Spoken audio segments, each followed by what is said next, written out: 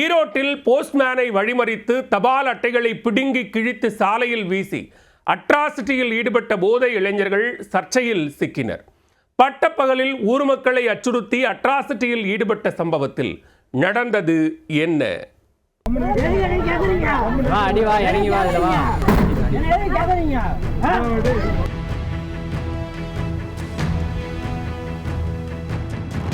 போஸ்ட்மேனிடமிருந்து தபால் அட்டைகளை பிடுங்கி கிழித்து சாலையில் வீசிய போதை இளைஞர்கள் பிடிக்க முயன்ற போலீசார் கண்முன்னே ரவுடியிசத்தில் ஈடுபட்டு அச்சுறுத்திய சம்பவம் நடந்தது என்ன?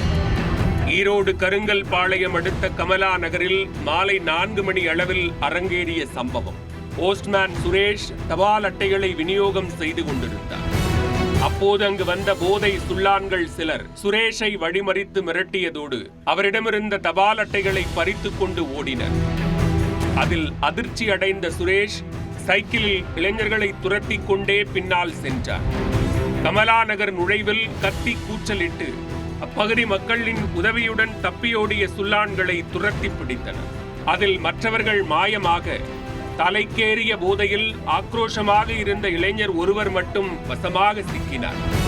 தகவல் அறிந்து வந்த காவல்துறையினரை கண்டும் அந்த இளைஞர் அடங்காமல் சவால் விடும் தொனியில் மிரட்டி ரவுடியிசம் செய்துள்ளார். சுற்றி நின்றிருந்த பொதுமக்கள் கண்முன்னே கொலை வெறியுடன் நடந்து கொண்டு அனைவரையும் அச்சுறுத்தினார். வீடியோ எடுத்துக் கொண்டிருந்த நபர் ஒருவரையும் கல்லால் தாக்க முயன்று எல்லை மீறினார்.